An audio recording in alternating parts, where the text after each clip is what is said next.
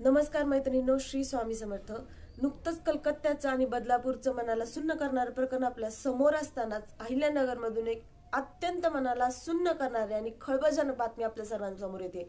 सकाळी पेपरमध्ये वाचण्यात आलं की अहिल्यानगरमधून चिचोंडी पाटील या गावातील सेविका अंगणवाडीमधून बेपत्ता आहे आणि दुपारीच आपल्या ग्रुपवर सगळा मेसेज येतो की या अंगणवाडीची सेविका जी आहे त्या सेविकेची निर्घृणपणे हत्या केलेली आहे। तर या विकृतीला सामना कसं जायचं? खरं तर हा व्हिडिओ बनवण्याचा माझा तळतळीचा तोच प्रयत्न आहे। प्रत्येक महिलेने इतकं स्ट्रॉंग व्हायला पाहिजे की असा कोणताही व्यक्ती आपल्या समोर विकृत वृत्तीचा म्हणा कोणत्याही हेतूने आपल्या समोर आल्यानंतर त्याचा प्रतिकार करू इतके आपण स्ट्रॉंग झालो पाहिजे। म्हणजे झाशीची राणी म्हणू नका, किरण बेदी म्हणू, कोणाचंही उदाहरण डोळ्यासमोर घ्या, पण असे नराधम जेव्हा आपल्या समोर येतील त्यांना तिथल्या तिथंच हाणून पाडा। इतकी वृत्ती, इतकी स्ट्रॉंग आपली मेंटॅलिटी स्वतः बनवा, आपल्या मुलींना तसं बनवा आणि आपल्या सभोवतालचा परिसर तसा करण्याचा प्रयत्न करा। म्हणजे मन दिवसभर कोणत्याही कामात नाही, अगदी इतकी ढसाढसा इतकी दिवसभर ती बातमी ऐकल्यानंतर हळहळ झाली होती मनाला, पोटातून इतके गोळ येत होते। महिलांनी वागावं कसं? ती महिला तिचं कर्तव्य बजावत होती, ती तिचं जे नियमित काम आहे, आपली सेवा आहे, ती सेवा ती आपल्या सर्व ग्रामस्थांपर्यंत देत होती आणि त्या कालखंडात त्या वेळेत तिच्यावर इतकी निर्घृणपणे तिची हत्या करून तिच्यावर हा वेळ आणलेली आहे। तिच्यावर अगदी 2 दिवसावर आपल्या सर्वांच्या घरात दिवाळी येऊन ठेपलेली आहे आणि ह्या दिवाळी तिच्या कुटुंबियांना या परिस्थितीतून जावं लागते। इतकं दुर्दैव त्या महिलेचं म्हणावं। तिच्या घरी असणारे जे तिचे लेकरं बाळ आहेत ते आतुरतेने संध्याकाळी आईची वाट बघत होती, आई घरी येईल आणि आपली दिवाळीची तयारी करेल। कोणी जे घरातले तिच्या वरिष्ठ मंडळी आहेत ते घरी येऊन सुनबाई आपले काम करेल, दिवाळीची तयारी, सगळ्यांच्या घरी फराळाची तयारी चालू आहे, दिवाळीची साफसफाई सुरू झालेली आहे आणि गुरुवारी त्या महिलेला या इतक्या मोठ्या घटनेतून प्रसंगातून सामोरं जावं लागलं। सामोरं न जाता तिला आपला जीव गमवावा लागला। इतकं तर त्या महिलेला म्हणजे तिची मेंटॅलिटी तेव्हा ती परिस्थिती काय झाली असेल हे जर आपण प्रत्येक महिलेने एकदम मनापासून विचार केला तर तुम्ही खरंच मनाला प्रत्येकीने स्ट्रॉंग करा।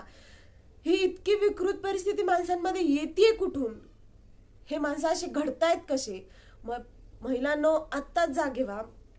मी सर्वांना म्हणजे जे आपल्यापर्यंत आतापर्यंत योजना आलेल्या आहेत सगळ्यांना विनंती करते, ह्या ज्या आपल्या सेविका ताई आहेत, आपल्याला ज्या महिला आपल्याला सुविधा पुरवत आहेत, आपल्या सेवेमध्ये आहेत, ज्या अगदी गाव पातळीवर काम करतायत, त्यांना तुम्ही तुमची बहीण आहेत त्यांना तुम्ही संरक्षण द्या, काहीतरी त्यांच्यासाठी तडजोड करा।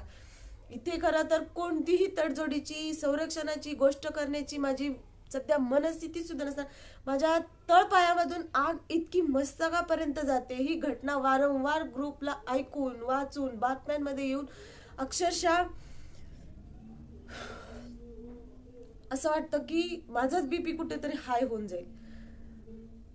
मन खिन्न होतं, शब्द होतात। सगळ्या महिलांनी उठा, जागे व्हा, स्वतः सोबत एक हत्यार ठेवा जे आपल्या कोणत्याही वेळेत काम। लिपस्टिक ठेवू नका तुम्ही तुमच्या पर्समध्ये। सगळ्या महिलांना माझी तळतळून विनंती आहे, मेकअपचं सामान तुमच्या पर्समध्ये ठेवू नका। तुमची पर्स अशी पाहिजे की ज्या पर्समध्ये एकच हत्यार, एकच सामान, एकच घटक असा असला पाहिजे।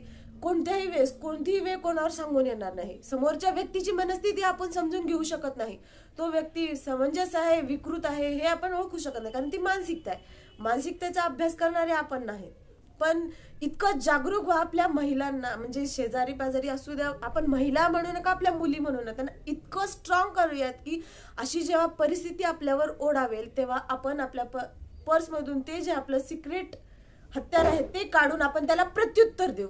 हा शेवटचा पर्याय आपण आपल्या सगळ्यांसमोर ठेवल्याशिवाय इथून पुढे महिला सुरक्षित राहणार नाही।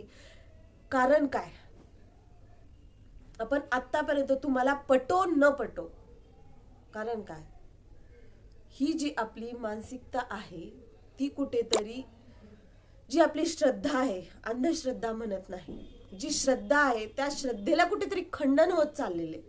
का? देव आहे ही परिस्थिती जेव्हा माणसाच्या मनात असते तेव्हा माणूस नीती तत्वांनी वागतो।